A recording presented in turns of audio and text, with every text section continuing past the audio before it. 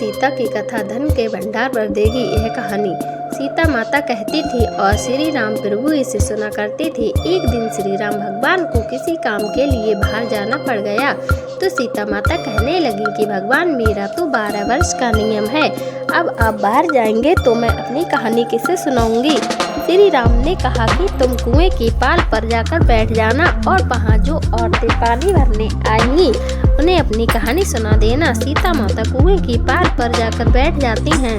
एक स्त्री आई, उसने रेशम की जरी की साड़ी पहन रखी थी और उसने सोने का घड़ा ले रखा था।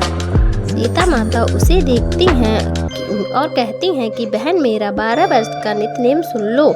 पर वह स्त्री बोली कि मैं तुम्हारा नित्यनेम सुनूंगी तो मुझे घर जाने में देर हो जाएगी और मेरी सास मुझसे लड़ेगी। उसने कहानी नहीं सुनी और चली गई। उसकी रेशम की जरी की साड़ी फट गई, सोने का घड़ा मिट्टी के घड़े में बदल गया। सास ने देखा तो पूछा कि ये किसका दोष अपने से लेकर आ गई। बहू ने कहा कि कुएं पर एक औरत बैठी थी, उसने कहानी सुनने के लिए कहा लेकिन मैंने सुनी नहीं, जिसका यह फल मिला। बहू की बात सुनकर अगले दिन वही साड़ी और घड़ा लेकर सास कुएं की पाल पर गई।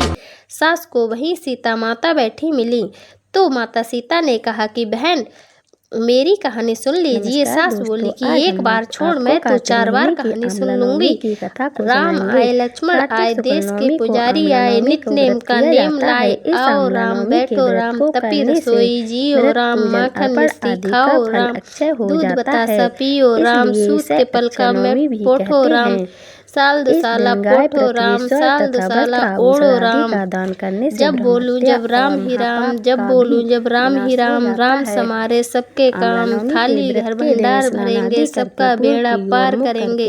श्री राम जय राम जय राम जय राम। सास बोली कि बहन, कहानी तो बहुत अच्छी लगी। कहानी सुनकर सास घर चली गई और उसकी साड़ी फिर से रेशम की जरी की बन गई।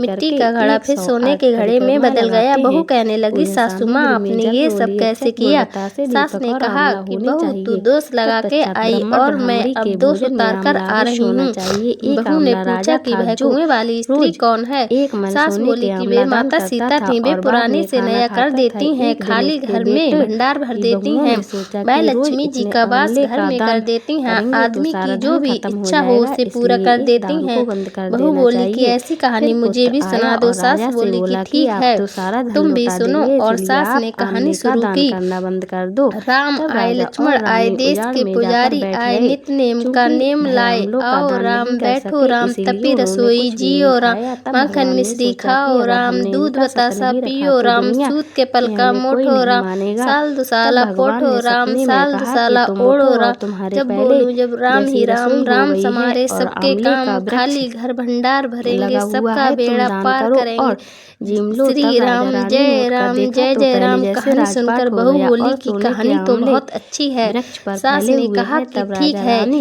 इस कहानी को रोज कहा करेंगे।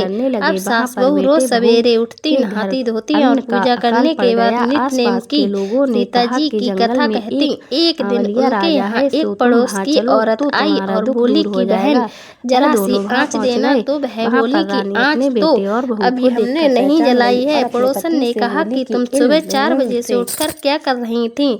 तो फिर उसने कहा कि सुबह उठकर हम पूजा करते हैं, फिर सीता माता का नित्यनेम की कहानी कहते हैं।